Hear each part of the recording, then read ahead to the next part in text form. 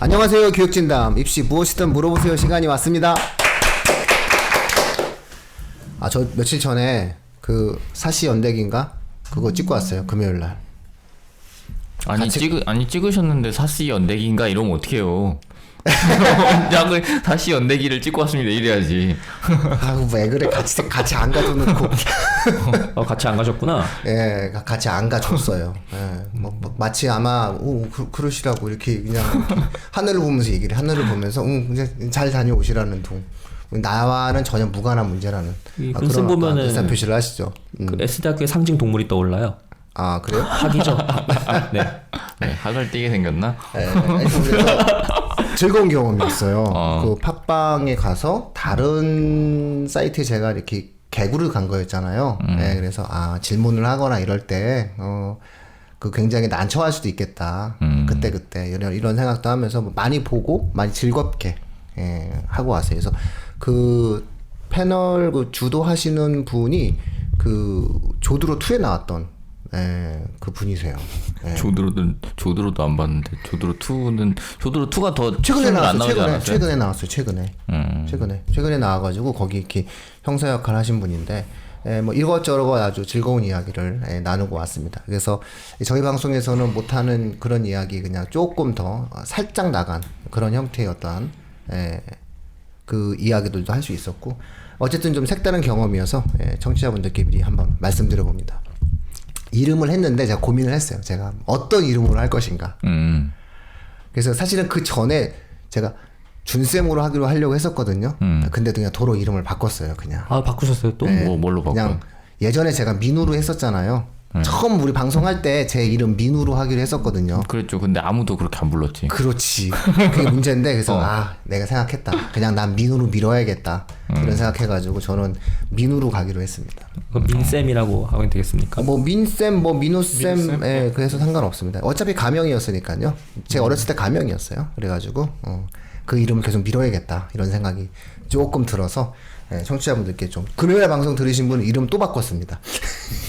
그러니까 목요일날 준쌤이로 하기로 해서 녹음을 하고 그다음에 금요일날 가서 바로 변심했어요. 그래서 이름을 민우쌤으로 이름도 좀 있긴 있어야 되겠더라고요. 그래야 청취자분들이 좀 구분도 좀 하시고 그런 부분들이 좀 있어서 미리 좀 한번 설레발을 쳐봅니다. 예. 자, 오늘 방송은 이제 계속 돌고 돌았는데 역시 또 많은 분들의 관심 대상 바로 의대로 다시 한번 저희가 돌아왔죠. 아마 요 정도 방송하고 나면은 인문사회 쪽 방송 한 번만 더 드리고 나면은 대학 탐방에 대한 부분들은 어느 정도 좀 상당히 정리가 될 것 같아요. 그렇죠? 인문 쪽 그다음에 상경계 쪽 요런 쪽 우리가 한번 더 다뤄드리면은 청취자분들에게 충분히 저희가 대학 탐방적인 형태에 대한 내용들은 좀 다뤄드린 게 아닌가 싶은데 자 의대에 대해서 이제 일반적으로 한번 개략적인 어떤 총평을 우리 세바스찬입니다. 세바쌤께서 세바스찬 아니 그게 세바쌤인데 이거 이렇게 댓글에 누가 쓰신 거 보니까 약간 욕 같은 듯. 어떻게 세바? 시옷 비옷 그렇죠. 이렇게 돼가지고 시옷 비옷 쌤 이렇게 되다 시옷 보니까 비옷 쌤 세바쌤. 이거 굉장히 입에 싹 달라붙었는데 여기서 그렇죠. 말씀드릴 수가 없고 참 익숙합니다. 안타깝네요. 입이 아주 그냥 착착 감기는 아주 좀 훌륭한 말인 것 같아요. 뭐 이거 탈룰라네요. 탈룰라. 3-4명이라니까요. 농담이고요. 예. 사실 뭐 신앙 딱히 없고 아무튼 얘기해 볼게요. 2018년도부터요. 의대 입시에 약간 변화가 생겼어요. 이미 작년에. 예. 뭐냐면 2017년까지는요. 의전원이 있었잖아요. 네네. 그런데 이제 그게 사라지니까 요즘 말도 많고 탈도 많죠. 의전은. 예. 그렇죠. 예. 다시 글로 넘어가시는 겁니까? 아무튼 안 넘어갑니다. 예. 그래서 어떻게 지킨 중립인데. 예. 어떻게 지킨 중립인데? 네, 그렇죠. 이거는 막 뭐 허벅지 찌르면서 지킨 중립입니다. 그렇죠. 네. 원래는 95명을 모집했어요. 원래는 2017년도까지만 해도. 네네. 그런데 135명을 늘었습니다. 그게. 그 실제로 2018년도에 뽑힌 인원수는 138명이었어요. 의전원이요? 의대죠. 의대죠. 네. 의전원을 이제 폐지하고 의전원 남아있는 학교 이제 별로 없죠 이제. 예. 네. 그래서 모집인 확대하고 또 모집인 확대한 상당수 지분이 수시였어요. 정시가 아니라 수시였습니다. 그런데 물론 이제 서울대에서 기존의 의전원 준비하는 학생도 있었을 거 아니에요. 지금 서울대 말씀하시는 거죠? 네, 그렇죠. 네, 서울대 의대 중심으로. 네, 서울대 이제 중심으로. 그래서 좀 불이익 받지 않게 2019학년까지 올해까지 의대 학사 편입 제도를 실시를 했어요. 그건 내년부터 이제 안 하는 거죠, 그러니까. 그랬기 때문에 앞으로는 더 이상 없으니까 정원의 30%가 늘어난 거예요. 결국 95에서 135가 됐다는 건요. 그 중에 40명이 늘어났는데 그 중에 35이 수시예요. 그 구성이 정확히는 직윤 5에 일반 30명, 나머지 5은 정시. 네, 그렇게 됐습니다. 그래서 입시 경향을 보면요, 가령 이 재작년에 가장 많이 보낸 학교는요 외대부고였어요. 그리고 작년에는 서울과거가 제일 많이 보냈습니다. 그것 때문에 논란의 여지가 있었어요. 아 진짜요? 네. 서울과거 애들 중에서 좀 이렇게 좀 괜찮은 애들이 원서를 좀 썼어요. 그래서 그것 때문에 상당히 논란이 있었고 경기과거 교장 선생님이 격렬한 비판을 했던 네, 어쨌든 그런 부분이죠. 영재학교의 취지하고는 완전히 배치되는 그런 거니까요. 네, 조만간 사회 문제를 만들어야 되는데 아직 저희가 힘이 없어서 사회 문제를 만들지 못하고 있습니다. 덧붙이면 사실 한마디로 덧붙이면은 영재학교는 고위 입시에서 이제 요즘 가장 핫한 거고 사실 알고 보면 이게 굉장히 논란이 될 수도 있는 거죠. 사실 특히 이제 굉장히 논란이 돼야 돼요. 네. 지금 현재로서. 누구 아버지가 필요할 것 같은데. 고비용의 사교육이 그렇죠. 누구네 아버지가 필요할 것 같은데 이거. 사교육 측면에서도 그것도 굉장히 고비용이죠. 네. 그래서 가기 전에도 고비용이고요. 네. 가서도 고비용이에요. 더군다나 영재학교 과학교는 당연히 많은 국민 세금이 투입되고 있는데 그렇게 해가지고 결국에 의대를 간다는 거예요. 그렇죠. 제 말이 바로 그 말이에요. 예, 국민의 세금을 학원에 갖다 주는 가장 전형적인 패턴의 그다음 악순환의 고리라고. 최종적으로 보는 의대를 거죠. 갖다 바치는 거죠. 등록금을. 아 그리고 의대를 가지 못하는 학생들도 일부 있는데 이제 그 학생들이 가지고 있는 성향 자체가 그 과학 영재로서의 어떤 훌륭한 성장을 하는 쪽으로 좀 방향이 좀 바뀌어졌으면 좋겠다. 뭐 이런 어떤 바람이 있는 거죠. 자, 옆으로 가서 죄송하고요. 일단은 서울 과거에서 4명인가 붙었죠? 그때? 정확히 6명이 붙었고요. 예. 4명이 수시고 네, 2명이 2명이 정시. 예, 이렇게. 수시 네. 4명이요. 심지어 수시가 4명. 네. 엄청난 거죠. 그 학생들이 굉장히 준비를 많이 하고 들어간 거예요. 그러니까 처음서부터 서울 과거에서 그 서울 영재고에서 서울대 의대를 목표로 해서 움직였고 아마 역대 최고로 많이 붙은 서울 영재고에서 아마 수시로 네, 한 최고로 학교에서 많은. 의대를 6명씩, 그것도 서울대 이제 6명 갔다는 건요 정말로 이제 정말 이례적인 현상이 아니었나. 보통 외대부가 3명 정도. 네, 외대부가 항상 평균 3명 정도 이렇게 가는 걸로. 3명에서 4명 정도. 그때 청심에서도 꽤 그때 갔었죠. 예전 얘기죠. 네, 예전. 청심에서도 한 수시 정시 합쳐가지고 6명이라고 주장을 했었죠. 그 해의 청심은 정말 역사상 가장 위대한 입시 실적을 만들었다고 굉장히 봐야죠. 이례적인 그 그럼요. 국제고에서 예. 그 케이스를 만들어냈다는 거는 어떤 한 동아리의 힘? 아니면 어떤 동아리의 그 내부에서도 학교 내부에서도 뭔가 독특한 활동을 1학년 때부터 한 거예요. 그래서 그것이 만들어낸 성과가 너무 괜찮았기 때문에 안 뽑을 수 없게 만들어지는 그쵸. 그런 구조로 수시 합격을 만들어냈다라고 볼 수 있겠네요. 자, 어쨌든 지금 현재 우리 세바스찬께서 말씀해 주신 기본적인 흐름은 의전원들이 좀 계속 정리가 되어가고 정리가 되어가는 추세 속에서 의대의 어떠한 입학 정원이 조금씩 소폭 상승을 해 나갔다. 이렇게 말씀을 하시는 거죠? 네, 맞습니다. 네네. 또 추가하실 내용이? 또 추가할 내용이 있다면요. 예. 그리고 솔직히 이제 그런 특목고나 이런 데서 한 번에 여러 명을 보내긴 하는데 또 의외로 지방에 있는 일반 고등학교에서도 골고루 보냈어요. 네. 서울대 의대를 말씀하시는 네, 거죠? 맞습니다. 직윤이 있으니까 어쨌든 유리하겠죠? 예. 그쵸? 뭐 의전원에서 대해서 뭐 한마디만 덧붙이면요. 이게 의전원은 사실 이제 2005년부터 이제 시작해가지고 한동안 정부 정책 때문에 의대 학부 의대하고 이제 병행이 됐었죠. 병행이 됐었는데 사실 서울대하고 울산대 같은 경우에는 계속 그 학부 의대로 남아 있었고요. 그런 학교도 꽤 있었어요. 3분의 1은 학부 의대, 3분의 1은 의전원만, 3분의 1은 양쪽 병행 이렇게 가다가 이제는 사실 그게 의대가 원했던 거하고는 거리가 있었거든요. 의전 체제가 사실은. 그래서 학부 따끈따끈한 20대 초 그런 학생 뽑기 사실은 아무래도 원하시니까 교수들은. 그래서 이제 2017년부터는 다시 이제 학부로 이제 자율화되면서 학부 의대로 이제 전환이 되어 있고요. 지금은 거의 다 이제 학부 의대를 선택했어요. 사실 아까 의대 학사 편입 얘기가 나왔었는데 다만 이제 의전원 체제에서 곧바로 학부 체제로 가게 되면 혼란이 있기 때문에 그 사이에 혼란을 줄이는 과도기로서 이제 의대 학사 편입을 이제 꽤 어느 정도 받고 있는 거죠. 근데 이것도 이제 학부 이제 몇 년 지나면서 이제 그 인원도 점점 적어질 수밖에 없는 거고요. 이제는 의전원 체제 이제 건국대하고요, 차이과대학 두 군데, 강원대도 있긴 한데 강원대도 이제 학부 의대로 전환 신청을 냈어요. 그래서 이제 당분간 세 군데에다가 이제 2023년부터는요 건국대하고 차이과대학 두 군데만 남게 됐습니다. 이 두 학교는 당분간 계속 의전원으로 가겠다는 입장입니다. 차이과대학은 유명한 대학이에요. 그렇죠. 의전원 입시에서는 굉장히 유명한 의전원 입시를 치르는 학교죠.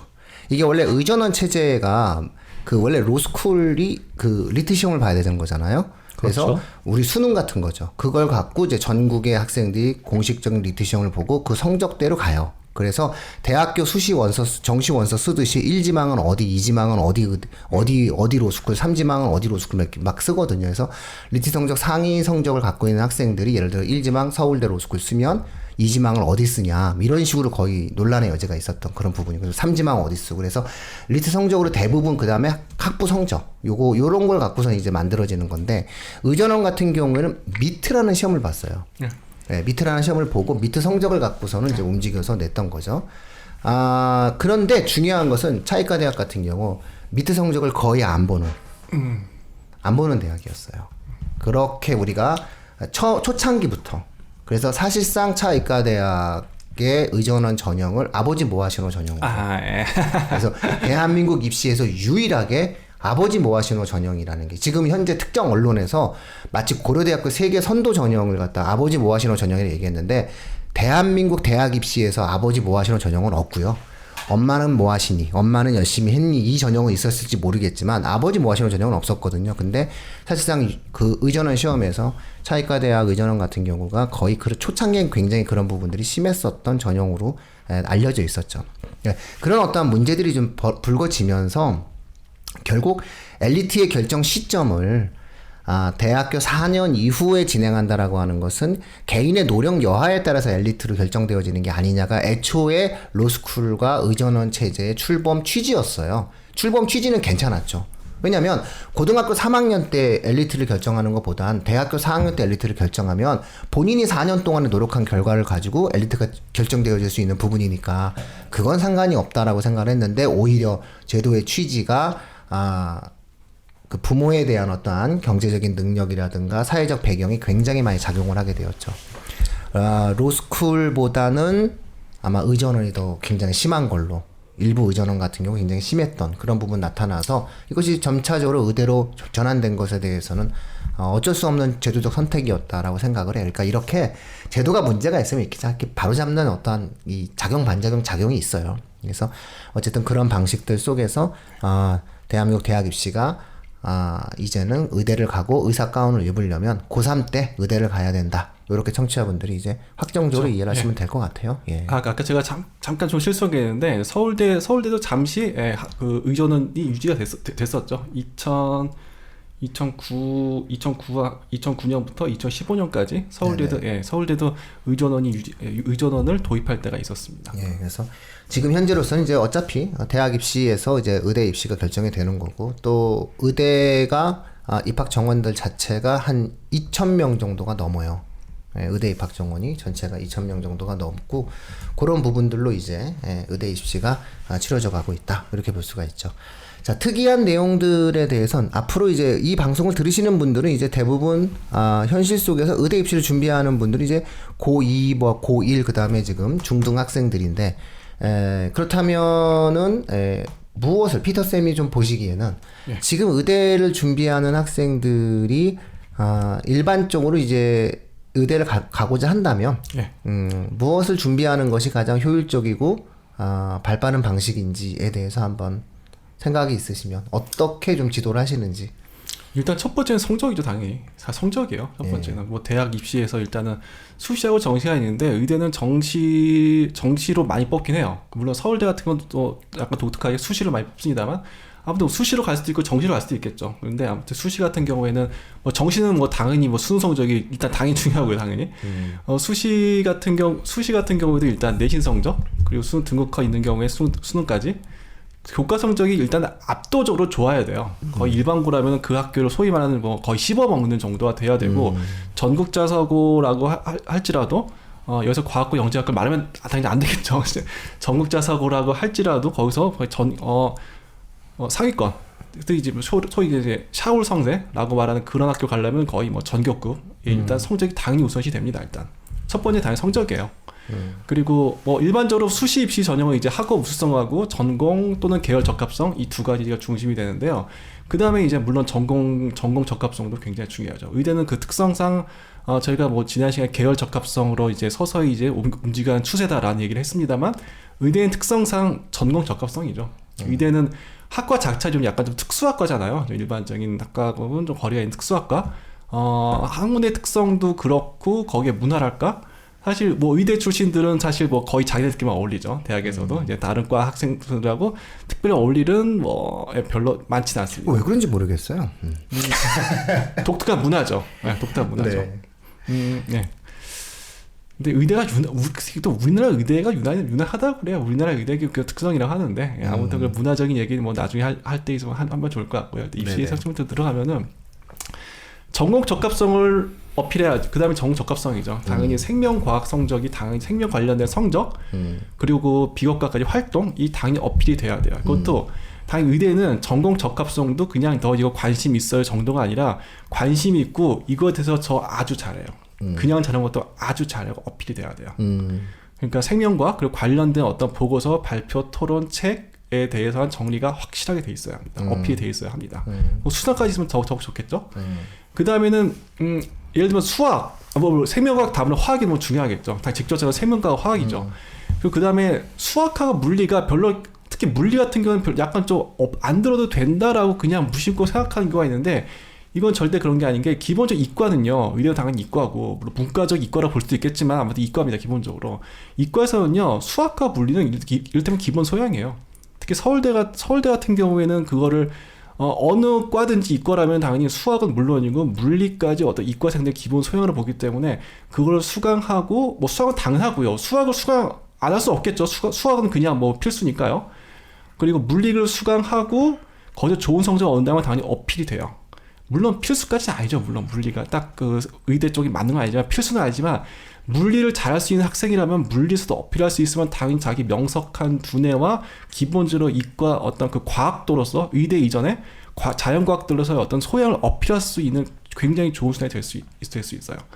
그러면 사실은 의대나 이제 서울 공대같이 최상위권 이과 쪽으로 가는 학생들에게 사실 지구과학 사실 뭐 일선 선생님들이나 이제 소위 컨설턴트라는 사람들 중에 일부도 지구과학이 점수 따기 쉽다고 지구과학을 권하는 경우가 있는데 물론 그게 한 뭐 중위권 대학이라면 그럴 수 있는데요. 생각할 수 있는데 의대나 서울대 같은 어떤 최상위 학과 같은 경우는 지구과학 선택에 대해서 한번 생각을 해봐야 돼요. 지구과학이라는 과목이 있는 나라는 거의 우리나라밖에 없는 걸로 제가 알고 있어요. 독특한 과목이죠. 물리, 화학, 생물이면 되는데 왜 지구과학 이름도 좀 그런데 지구과학하고 이제 윤리라는 과목은 우리나라에는 독특한 과목이고, 네. 윤리도 그렇죠. 그렇죠. 네. 지구과학 같은 경우에 사실 최상위권 학생이 사실 냉정하게 들을 만한 과목은 아니에요, 사실은. 네. 그런 면에서 좀 그런 것도 생각을 하면서 만들 수 있겠습니다. 다만 지구과학에 쏠림 현상이 나타나는 이유는 화학이 너무나 어려워졌기 때문이죠. 화학이 가령 예를 하나 들어볼게요. 옛날엔 그러지 않았는데 옛날에 대학교 가서야 유효 숫자 4자리까지 계산시켰어요. 소수점 밑에 4자리까지. 대학 가서 하는 거였거든요, 그게. 근데 어느 순간 그게 슬그머니 고등학교로 옮겨온 거예요. 이 단적인 예지만은 시사하는 바가 있는 거죠. 우리 좀 더 변별력을 높일 거야. 말씀하신 대로 의대에 가거나 하고 싶으면은 그쪽 화학 과목을 선택해야 되고 생물학 과목을 선택해야 되니까요. 그래서 어필해야 되니까. 자, 그러면 청취자분들께 뭐 알기 쉽게 말씀드리면 학과 성적을 수시, 학생부 종합전형이라든가 이런 쪽을 이야기한다고 했을 때 그러니까 사실은 의대 입시는 그 몇 번 저희가 방송을 했지만 의대 입시는 되게 클리어해, 분명해요. 근데 정시 같은 경우는 이미 청취자분들이 정확히 잘 알고 계시고요. 운이 좋아야 한다. 그러니까 거의 그거는 당일의 운이죠. 저는 당일의 운이라고 생각을 해요. 왜냐면 일정한 수준의 공부를 한 학생이 수능 정시에서 의대를 가기 위해서는 그건 당일 컨디션의 문제인 거예요. 현행 수능제도 하에서는. 근데 이게 수리가가 있는 이 상태에서도 이런 상태인데 앞으로 고등학교 1학년 학생들이 보는 수능은 이미 또 바뀌잖아요. 선택 수능으로 바뀌는 상황 속에서 수능의 변별력이 유지가 되고 만들어지는 과정 자체가 이제 혼란스럽고 힘든 상황에서 정시로 의대를 간다라고 얘기하는 것은 사실상 개인의 노력이 보상받지 못할 가능성이 있어요. 그러니까 최선의 내용을 다 했어. 근데 당일 운이 안 좋을 수도 있는 거잖아요. 컨디션 발휘가 잘 안 될 수도 있는 거고, 내가 명확히 뭔가를 이해하고 있는데 그것이 이해가 살짝 어긋난 문제가 우연찮게 두세 문제 나오면은 의대를 못 가요. 근데 1년 동안 열심히 공부하고 12년 동안 열심히 공부하고 재수해서 1년 동안 또 더 열심히 공부했는데 뜻한 결과를 가져올 수 없다. 즉 다시 말해서 의대 입시에서의 정시는 지극히 불확실성이 높은 준비 방법이다. 이런 말씀을 저희가 계속 반복적으로 드리는 거고요. 일단은 그래도 그나마 가장 확실한 방법이 수시를 준비하는 것인데, 수시 학생부 종합전형의 가장 기본적인 베이직이 전체 학과 교과 성적이다. 이거를 일단 제일 높이 따야 되는데, 아무리 그 학교가 좀 우수한 학교라 하더라도 사실상 굉장히 높은 성적을 따야 되고, 또 생명과학이라든가 화학이라든가 이런 분야에 대한 명확한 전공적 합성을 다른 과보다 심하게 요구한다. 그건 이제 의대가 갖고 있는 엘리트성에 대한 하나의 특징이 되겠죠. 더불어서 아마 인성적 측면에서도 제일 많이 볼걸요. 봉사라든가 독서에 대해서도 가장 많이 그 부담을 지우는 그런 내용이라고 볼 수 있겠죠. 의대는 말 그대로 종합 입시예요. 아까 제가 이제 교과하고 교과 관련된 비효과 중점 설명해 드렸는데, 그 아까 얘기할 때 제가 의대는 이제 문과적 이과라 말씀드렸는데, 생명 계통이 좀 그런 면이 있죠, 당연히. 뭐 인간 윤리라든가 전반적으로 인간과 사회에 대한 이해도 당연히 있어야 되고요. 의대는 문과적 이과뿐만 아니라 일단 기본적으로 아주 그냥 우수한 것도 아니고 아주 우수한 학생을 원해요. 그렇기 때문에 이과적인 소양뿐만 아니라 소위 문과적인 소양까지 종합적으로 우수한 학생을 원해요. 당연히 그런 학생 어필하고. 그렇기 때문에 어떤 인문사회 쪽이라든가 특히 어떤 생명윤리 같은 건 굉장히 중요하죠. 생명윤리 비롯해서 인문사회 쪽, 그리고 독서, 인성. 사실 인성 관련해서 봉사활동이 실질적으로 중요한 학과 중에 하나가 의대죠. 사범대와 함께. 네, 뭐 그런 것, 그런 것도 시간뿐만 아니라 그러니까 그 내용, 어디서 어떤 활동했는지가도 좀 염두에 두고서 준비할 필요가 있죠. 의대 입시를 준비하는 과정들 중에서 이제 또 학생들한테 이제 아까 얘기를 했는데, 아까 우리 그 피터 쌤께서 나 또 본명 얘기할 뻔했어. 자, 우리 피터 쌤께서 고맙죠? 그러니까 당연한 거를 해주면서도 막 고마움을 줄 수 있는 일종의 그 제가 갖고 있는 캐릭터의 장점이에요. 그것도 일종의 어떤 뭐 면접 준비해서 팁이 될 수도. 근데 이제 우리가 선택 과목을 하는데 지금 현재 고등학교 1, 2학년이나 아마 그 청취자분들 중에서는 가장 고민하는 게 뭐냐면은 선택 과목 선정이에요. 선택 과목 선정인데 앞서 이제 우리가 이제 지구과학 얘기를 했단 말이죠. 그러면 의대를 선택하는데 과학 과목을 정확하게 우리가 생명과 화학을 선택해야 되는 건 알아요. 그렇죠. 문제는 물리를 할 거냐 지구과학을 할 거냐. 그렇죠. 두 개에 대한 고민을 이제 대부분 하게 되죠. 원과 투 조합 그것도 있죠. 그리고 당연히 생투 화투예요. 생투 화투를 안 하고 의대를 갈 수는 또 없는 거예요. 그거는 의대를 간다라고 했을 때는 생원 생투 화원 화투는 기본으로 장착을 하고 가야 된다. 이걸 일단 하나의 어떤 원칙적인 측면을 이해를 하셔야 되는 거고, 최소한 생원 생투는 이거는 필수다라고 생각하시는데, 문제는 이제 물리거든요. 그러니까 가끔 가다 이렇게 얘기를 해요. 내 애가 교과 내신은 지금 현재 전교 1, 2, 3, 4, 1, 2등을 지금 다투고 있어. 직윤을 막 준비할 정도로 아주 혹독하게 싸움을 하고 있어. 근데 우리 애는 솔직히 서울대까지는 생각을 안 해. 우리는 서울대까지 생각을 안 하고 그냥 인서울에 있는 의대 아무 데나 갔으면 좋겠어. 그런데 우리 애가 물리를 하면은 얘가 갑자기 내신이 확 떨어질 것 같아. 그럴 경우에는 저는 개인적으로 그럼 지구과학 하시죠. 이렇게 얘기합니다. 왜냐면 어차피 우리가 흔히 이야기하는 빅5 의대를 갈 수 없고 우리가 주요 대학의 어떤 의대를 가는 게 목적이 아니라고 얘기했을 때는 이 학생이 밀는 가장 최고의 가치는 교과 내신의 압도성이거든요. 그러면 교과 전체 총 평점의 압도성을 유지시켜서 학생부 종합전형뿐만 아니라 교과 전형도 있지 않습니까?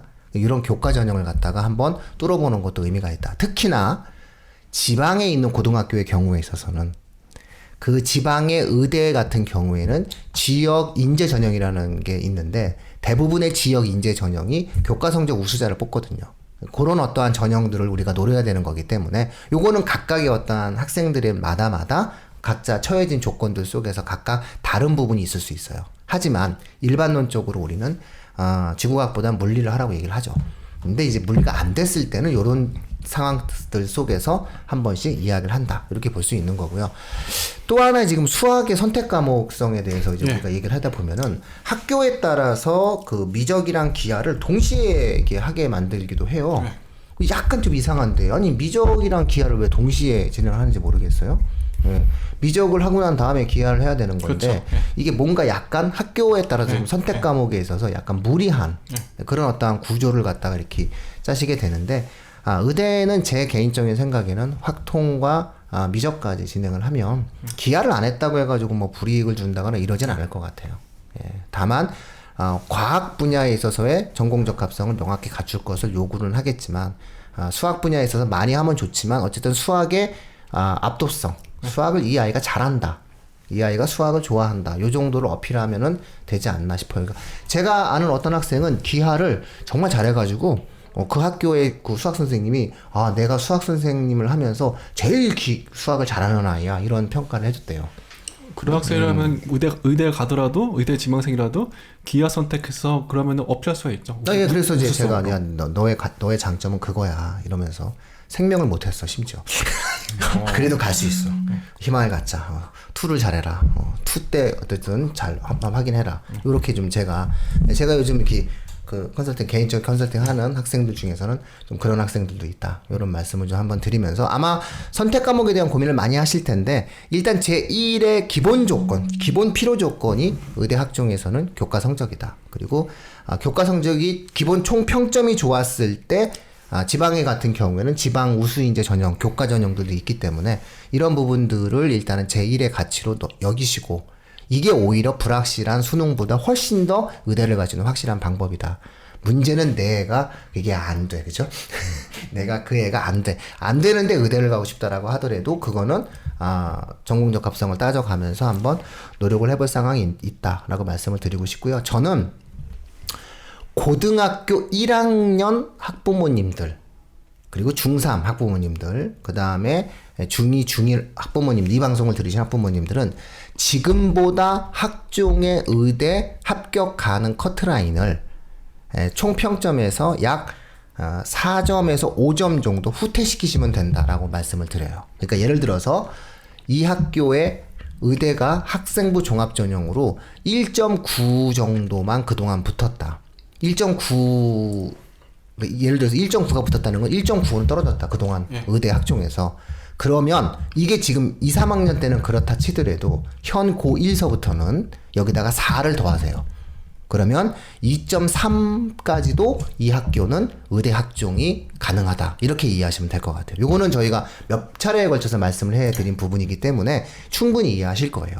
왜냐하면은 인구 감소, 그 다음에 약대의 출현, 그 다음에 취업이 100% 보장되는 계약 공대의 어떠한 활성화 이런 내용들을 통해서 공급이 확대되었기 때문에 수요가 감소하고 공급이 확대되었기 때문에 충분히 커트라인이 더 낮아질 수밖에 없다. 이런 말씀은 저희가 매번 드렸기 때문에 이 부분을 의대 입시에서 정확히 한번 활용을 해주실 필요가 있을 것 같아요. 지금 고등학생 세대는 거의 지금 대한민국 역사상 거의 지금 대학 가기 가장 좋은 환경에 있는 세대예요. 그렇죠. 고1서부터. 예. 인구 절벽이 확 떨어지거든요. 예. 근데 물론 그러다가 지금 중학생부터는 다시 이제 비슷하거나 서서히 줄어들게 돼요. 예. 근데 아무래도 학령 인구가 줄어들면은 이제까지 그랬듯이 대학 정원도 조정이 되기는 되는데 학령 인구가 줄었다가 금방 조정되지는 않죠. 그렇기 때문에 지금 고등학생들은 대학 정원은 그대로고 오히려 공부도 확대됐는데 그 경쟁자는 줄어들고. 그렇죠. 소위 꿀빠른 세대입니다. 네. 그래서 수요 공급의 법칙은 절대로 벗어나지 않는다. 그래서 공급이 증가하고 수요가 감소하면 가격은 하락합니다. 당연하죠. 그 룰을 그대로 적용한다면 의대 학종에서의 어떠한 커트라인도 지금보다 좀 올리시면 돼요. 그러면 우리 애가 가능권에 있는데 이런 생각을 해요. 제가 오늘 서울에 있는 광역자사고 중에서 굉장히 괜찮은 학교예요. 굉장히 괜찮은 학교에 1학년 내신이 2.5인데 얘가 그랬대요. 나는 이제 수시로 의대 못 가니까 정시를 준비할게. 아니 고등학교 1학년이 한 학교를 끝나고 나서. 그래서 제가 이 학교 정도라면 나는 2.3도 의대 학종이 가능하다고 본다. 그러니까 전체적인 어떠한 수학에 대한 성적들을 올린다라고 했을 때는 가능성이 있다라는 거고요. 제가 항상 말씀드리는 건 불확실한 전형을 만들어내면 안 되거든요. 근데 정시는 상당히 의대를 가는데 보장이 안 되는 전형이라는 거죠. 그게 보장만 되고 노력을 해서 보장이 되는데 뭐 아무 문제가 없잖아요. 근데 노력을 해도 보장이 안 되면 어쩔 수가 없으니까 그런 것들에 대한 말씀을 좀 드리고 싶네요. 물론 이거는 의대뿐만 아니라 전반적으로 뭐 모든 학과에 걸쳐서 굉장히 좋아진 거죠. 지금 고등학생들 대학 가기에. 네. 자, 우리 현쌤은 그 의대 가고 싶은 애들한테 무슨 얘기를 해주고 싶어요? 나도 가고 싶구나. 이제 우리가 이제 점점 이제 점점 이제 청취자만 늘으면 돼요. 현쌤이 이제 이렇게 나도 가고 싶지. 그런 사례가 있었어요. 법대 선배 중에 한 분이었는데 예. 지금은 변호사예요. 근데 지금 변호사인데 이대생이었어요 원래. 의대 갔다가 몇 년 있다가 자기 안 맞더래요. 그래서 수능 다시 쳐가지고 정시로 법대로 왔던 사람이에요. 내가 너무 그렇게 그 슬픈 얘기를 자꾸 들려주면 안 돼요. 아니 근데 법대 이런 사람 많았어. 네, 법대에는 그런 분들이 많았겠죠. 근데 법대에서도 의대 간 사람도 있었어요. 많이 있어요. 그러면 얼마나 기분이 나쁘겠어. 사실 그거 좀 참아서 의대 졸업한 다음에 그 법대 가셨으면은 양쪽으로 완전히 정말로 굉장한 스펙이 됐을 텐데 이거 유용한 스펙이 그런 생각 좀 들긴 가끔 해요. 그런 분들이 있다고 합니다. 그런 분들이 주로 의료소송 같은 데서 그렇죠. 독점을 하게 되죠. 완전히 그 독점이죠, 뭐 진짜. 근데 제가- 이 말씀을 굳이 꺼낸 이유가 그 의대생들 가운데서도 이제 의대를 갔는데 막상 적응을 하기 힘든 경우가 좀 생각보다 있다고 많이 해요. 꽤 있어요. 은근히 있어요. 자, 10여 년 전에 학원 강사 초창기가 기억납니다. 그때가 수능이 400점 만점 시대였거든요. 수능이 400점 만점 시대였는데 저희가 이렇게 막 수업을 했는데 학생들이 웅성웅성됩니다. 진짜 학생들이 웅성웅성돼요. 학생들이 웅성웅성되는 이유가 수강생이 한 100명쯤 됐는데 학생들이 웅성웅성돼요. 그래서 왜 이렇게 웅성웅성되지? 그랬더니 애를 막 수근덕거려. 학생 하나를 막 가르치면서 이런 거예요. 그러니까 이런 거죠. 저 형이 왜 여기 앉아 있지? 이런 거예요. 이제 그 학생이 그 해에 그 학교에서 압도적 수능으로 서울대학교 법대를 간 거예요. 근데 걔가 앉아 있으니까 내 수업을 들으는 그 당연히 수능을 준비하는 거란 말이죠. 그러니까 자기들끼리 이렇게 얘기한 거예요. 근데 걔가 팔짱을 끼고 들어요. 하여튼 건방져. 팔짱을 끼고 들어가지고 걔만 계속 쳐다보면서 수업을 했어요. 어느 날 이렇게 공손한 자세로 이렇게 팔을 펴고 필기를 하기 시작하더라고요. 그래서 그러면서 내가 걔를 이렇게 주목해서 이렇게 봤죠. 그래서 야, 너는 도대체가 왜, 나중에 친해져가지고 얘기했어요. 넌 도대체가 왜 인마 시험을 왜 또 보냐 했더니 제가 인문계에서도 한번 해봤으니까 자연계에서도 해보려고요. 뭐 이런 발상이야. 그러니까 의대를 가고 싶어서 했겠죠. 그래서 유명한 일화가 수능이 다 끝난 다음에 그 친구들이 물어봤대요. 야, 너 다 맞았어? 400점이야? 400점 만점 시대니까 400점이야? 너 다 맞았어? 딱 그랬더니 그 친구가 그러더래요. 아니, 딱 그러더래요. 그래서 뭐야, 또 틀렸어? 아니, 근데 440 제2 외국어까지 다 맞았다고. 그런 애들이죠. 그래서 그런 시대는 그런 독특한 시대는 저는 개인의 특수한 사례다. 그래서 우리 방송에 적합하지 않다. 그래서 항상 제가 그런 얘기가 많이 있음에도 불구하고 하지 않는 이유는 뭐냐면 별로 도움이 안 된다. 이런 어떤 생각이고요. 우리가 이제 주로 얘기해 드려야 될 것은 그런 사기 꺾는 학생들이 아니라 일반적인 학생들, 가고 싶으나 조금만 도와주면 갈 수 있는 학생들을 위해서 최선의 노력을 다해봐야 되겠죠. 한의대도요, 참 피터쌤. 예. 한의대는 요즘 근데 상대적으로 들어가기 쉬워졌죠, 그죠? 그렇죠. 이게 예. 한때 한의대가 지금 생각하면 어떡할 진짜 거야, 그거? 지금 생각하면 좀 기가 막히긴 한데 서울대, 연대, 경희대, 한의대, 대한민국 빅3였죠. 배치표 보면요. 네. 맨 위칸에 한의대들이 그때 한의대가 11개가 있는데요. 11개 한의대가 맨 위칸하고 두 번째까지 다 쭉 있는 거예요. 당연하죠. 허준인데. 그럴 때가 있었어요. 드라마 허준 이래 딱 그렇게 됐어요. 근데 그때는 사실 이제 IF 사태 이후에 이제 공대 무너지고 그때 한동안 꽤 뭐랄까 그러니까 대학 배치표가 굉장히 좀 변동이 있을 때예요. 그러니까 2000년대 초반이에요. 그래서 네. 지금 그분들 전부 다 나와서 한의원 개원을 했는데 이제 문제가 좀 어려워졌다라고 얘기해서 2000년대 중반 2005, 6년도서부터 사실 조금씩 퇴조의 기운은 보이긴 했었어요. 그러면서 급속도로 의대 선호 현상으로 바뀌었죠. 그렇죠. 지금은 그래서 일반적 의대하고 일반 비교할 정도는 지금 아니죠. 그나마 네. 경희대 한의대가 선방하는데 그래도 그렇죠. 사실 뭐 사회권 의대하고 비교할 정도는 아니고요. 그럼요. 경희대 한의대조차도 그래서 경희대 한의대조차도 그러니까 한때 대한민국 최고 천재들이 가는 학교 탐방을 했는데 신문사에서 첫 번째가 서울대 의대, 연대 의대, 경희대 한의대였어요. 그러니까 대한민국의 이과 천재들이 가는 3개의 학교를 탐방했는데 그게 서울대 의대, 연대 의대, 경희대 한때는요 한의대였는데 경희대 한의대는 세브란스 이상이었어요. 네. 한때는. 그랬는데 이제 이게 상당히 또 이걸 착시 효과 이걸 분명히 청취자분들이 아셔야 돼요. 한의대가 그렇게 쉬워? 굉장히 쉬워졌어요. 네, 상당히 컷이 낮아졌다는 거죠. 근데 저는 청취자분들께 또 이런 말씀을 드리고 싶어요. 10년 전에 저는 한의대를 가고자 하는 학생들에게 10년 전에 경희대 한의대를 가고자 하는 학생들에게 제가 얘기한 거는 같은 값이면 의대를 가지라고 얘기했었어요. 저는 그때 당시 그랬어요. 그래서 나중에 되게 고마워하는 학생이 입학 후 되게 고마워했어요. 굉장히 고마워요. 굉장히 선생님이 저의 인생을 살렸다는 둥. 굉장히 고마울 수밖에 없죠. 선생님만 오시면 제가 무료로 치료해 준다는 둥. 연락을 아직 안 해.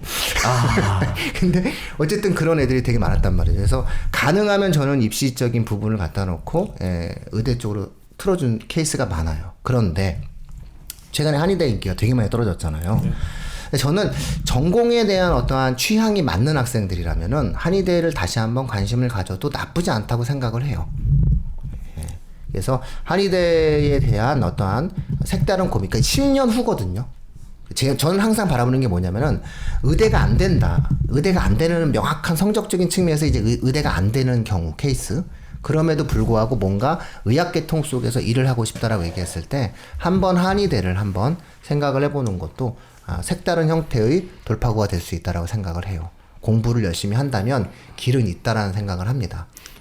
그 변수가 안 궁금하실 것 같아가지고 제가 그냥 제 입으로 다 얘기를 하겠는데 이럴 때만 더 질문을 해줘야 되는데 질문을 안 해줘.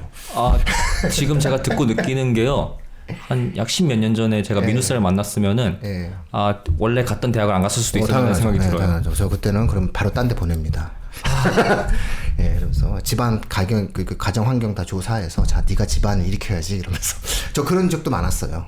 제가 네 삶 너만을 위해서 살지 말고 한번 넓게 생각해 보자 이러면서 그래서 그것이 너를 위하는 거야 이러면서 얘기를 한 적이 있죠. 제가 개인적으로 지금 한의대를 나름 이렇게 추락을 하고 있는데 지금 저는 한의대를 바닥으로 보고 있어요. 한의대 인기의 추락은 지금 바닥을 다지고 있다. 이렇게 보고 있는데 뭐냐? 그럼 이 바닥을 급반등 시킬 수 있는 계기가 있다는 거죠, 우리가. 이 급반등 시킬 수 있는 계기가 10년 내에 한 번은 온다라고 저는 봐요. 그러니까 이 학생들이 졸업을 해서 병원에서 인턴하는 데까지 걸리는 기간이 10년이잖아요. 그러니까 지금 생각해보세요. 지금 고1이나 고2, 중3 학생들이 한의대에 들어가서 사회에 나갈 때까지 남학생들 같은 경우는 거의 15년이에요. 15년. 자, 이 15년 정도의 미래 사회에 있어서 가장 큰 변수로 우리가 예상할 수 있는 것은 한국과 중국이 훨씬 더 밀접한 관계와 관련성을 맺을 수밖에 없는 부분이죠. 자, 근데 중국은 의학 체계가 2개의 체계로 바뀌어져 있어요. 그들은 중의와 양의로 분명히 나눠져요. 그러니까 우리처럼 의료 체계 자체를 이원화시켜요. 이원화시키는데 중의적 형태의 발전, 본래의 전통적인 형태의 발전들에 대해서 굉장히 신경을 많이 써요. 그쪽은. 그래서 우리나라처럼 일방적이지가 않아요. 우리나라는 너무 일방적인데 지금 우리나라는 의료체계가 거의 일원화됐다고 보시면 돼요. 그래서 제가 그걸 알기 때문에 한의대보다는 같은 성적을 가지면은 의대를 가라 이렇게 얘기를 했었던 부분인데 지금은 이제 완전 일원화된 체계 속에서 약해요. 한의대가. 그런데 성적적으로 의대를 갈 수도 없고 예를 들어서 뭐 약대 지원도 좀 불가능하고 이런 상황 속에서 내가 좀 이 한의학을 통해서 뭔가 제대로 된 내용을 한번 공부해보고 싶다라는 학생들한테는 새로운 형태의 돌파구가 될 수 있다는 거죠. 그게 중국에서의 어떠한 중의 체계가 우리나라의 조만간 의료 체계 속에서 결합이 되어지는 흐름들이 만들어진다라고 얘기했을 때는 한의대는 새로운 형태의 가능성과 기회를 좀 한 번 더 얻을 수 있다. 이렇게 저는 예상을 해볼 수가 있겠죠. 제가 드릴 수 있는 말은 더 이상의 바닥을 만들기는 좀 쉽지가 않다. 이런 어떤 부분이 있는 거죠. 다만 의료체계는 우리나라는 일원화가 되어 있으니 성적이 출중한 학생들의 경우에 있어서는 각자의 어떤 취향이 분명하지 않다면 각자의 취향이 모호하다라고 얘기했을 때 성적이 분명한 학생들은 의료체계 일원화 속에서 지금의 형태 속에서는 의대를 지원하는 것이 합리적 선택이다 라는 말씀을 드리는 거고요. 못 가는 학생들에 한해서 말씀드리는 거예요. 그것도 못 가는데 의료분해 속에서 일어나고 싶다. 이럴 때 어떤 하나의 대안이 될 수 있다. 이런 말씀 드립니다. 자, 다시 시험 보면은 의대를 간다는 거죠. 아니요, 전 시험은 안 봅니다. 굳이 뭐하러 시험 보고 뭐 어떻게 이제 대학 가서 끝났지 뭐. 그런 걸 왜 하는지 그쵸? 모르겠어. 힘든 일이에요. 그래서 잘 줘야지, 그죠? 자, 뭐 요 정도 저희가 좀 정리를 한 부분이 있고요. 총론적인 측면 속에서 얘기가 좀 이루어졌고, 아마 개별 학교를 우리가 한번 탐색을 해보면은 일반 고등학교에서 의대를 가는 어떤 그런 흐름들, 학교 차원에서 어떤 의대를 가는 학교들에 대해서는 혹시 더 조사가 된 부분들이 있으신가요? 일반 고등학교 중에서 아까 말씀을 간단하게 드렸지만요. 어디 한 군데로 몰린다기보다는요. 굉장히 골고루 뽑히고 있어요. 그 특목고가 한 학교에서 여러 명을 보내고 일반고는 굉장히 다양하게 여기서 한 번, 저기서 한 번 이런 식으로. 그래서 입시 경량이 이제 몇 년도를 기준으로 봤을 때 고정적으로 연속적 배출이라기보다는 굉장히 다양하게 이렇게 뽑히고 있다는 말씀을 드리고 싶었어요. 이게 아까 말씀하신 그 입시 제도의 그 효과겠죠. 수시 위주로. 다만 지역적으로 보면 이제 의대는 뭐 어디서나 인기지만 강남 지역에서 또 유난하죠. 굉장히 유난하죠. 그래서 관역자 사업인데 불구하고 휘문고가 무려 133명. 우리가 물론 N수는 합한 거긴 하지만 그래도 관역자 사업이 133명이라는 건 정말 이 경우에는 전체 의대를 다 합친 거죠, 숫자가. 네, 그렇죠. 물론이죠. 그렇죠. 뭐 서울의대 133명이 채 안 되죠. 1년 전에 아마. 그렇죠. 133명이란 뭐 정말 정말 엄청나게 보냈고요. 그 외에도 단대사대부고가 일반고임에도 불구하고 70명을 보냈어요. 그러니까 강남 지역에 이거는 강남 지역에 물론 우수 학생들이 많이 있지만 그 이상으로 가는 거는 또 강남 지역에서 유난히 의대 선호 현상이 굉장히 강해요. 의대냐 서울대냐 할 때 의대를 선택할 비율이 높기 때문에 강남 지역에서 특히 많이 보내고 있다는 거 하나의 뭐 지역적 특성이 될 수 있겠죠. 이거는 140명 중에서 중복 합격자를 물론이죠. 물론 이거는 등록자가 제거해야 아니라 되겠죠. 합격자 기준이기 때문에. 합격자 기준이기 그렇죠. 때문에 그거는 그 거의 나누기 4를 하는 게 딱 좋을 거예요. 140명이면은 나누기 4. 그러면 45명 정도 붙었구나. 그렇더라도 관역자 엄청 많이 선수는 붙은 엄청난 숫자죠. 정시 재수생 강남대성이 붙인 애들 빼고 그래서 이제 좀 빼고 나면은 상당수의 학생들을 보낸 거죠. 그래서 사실상 수시로 거의 한 20명 정도 그러니까는 좀 보낸 거를 놓고 보면은 상당한 입시 실적을 이제 보였다라고 볼 수 있겠죠. 그렇죠. 그래서 또 선호가 높아요. 하나 덧붙이면 이제 뭐 교육감께서 이제 뭐 친히 홍보까지 해주셨지만 이제 뭐 또 그리고 상상고도 뭐 100명 이상 보내고 있죠. 물론 합격자 기준이에요, 물론 이거도. 근데 상상고도 합격자 기준이지만 또 하나가 이제 지역 인재 전형을 또 많이 보낸다는 그런 것도 있긴 하죠. 재수생 비율이 높아요. 물론, 그래서 우리가 재수생을 그 고등학교가 보냈다고 볼 수는 없거든요. 그러니까 정확하게 얘기해가지고 상상고의 재수생이 의대를 갔다면 그것이 상상고의 힘인지 강남대성의 힘인지 아니면 다른 재수학원의 힘인지에 대해서 우리가 한번 정확히 따져볼 필요가 있는 거거든요. 그래서 정확하게 그 학교의 실력을 평가한다라고 얘기했을 때는 수시로 보는 것이 학종으로 보는 것이 사실상 그 학교의 실력을 볼 수 있는 길이 되거든요. 그리고 고3 다이렉트로 정시간 비율 요걸 우리가 한번 놓고 볼 필요가 있다라고 볼 수가 있죠. 대부분의 어떠한 지역에서 지금 거점적인 형태의 학교들이 이제 그런 부분들에서 이제 의대 입시를 좀 치르고 있다. 이렇게 볼 수 있겠네요. 그래서 아마 청취자분들이 의대를 생각하시는 청취자분들은 이제 어디가 이렇게 많이 좀 보내고 있다라고 하는 것들에 대한 정보들을 좀 고등학교 선정 정보들은 이미 알고 계시고 또 지금 현재 좀 준비를 하고 있는데 여기 가장 중요한 변수 중에 하나는 현 고1서부터는 전체적인 총평점 내신에서 좀 더 하시라. 그러면은 의대에 대한 전체적인 합격에 대한 부분을 보이실 수 있다. 다만 상위권 의대, 서울대 의대, 연대 의대, 카대 의대는 변동사항 없을 거다. 성균관대 의대, 울산대 의대까지도 지금과 그렇게 크게 달라지진 않지만 그래도 그쪽 의대 같은 경우에는 1점에서 2, 3점 정도 더 하셔도 된다. 저는 이렇게 이제 말씀드릴 수 있을 것 같아요. 자, 이제 날씨가 점점 따뜻해지고 시원해지고 있어요. 그쵸?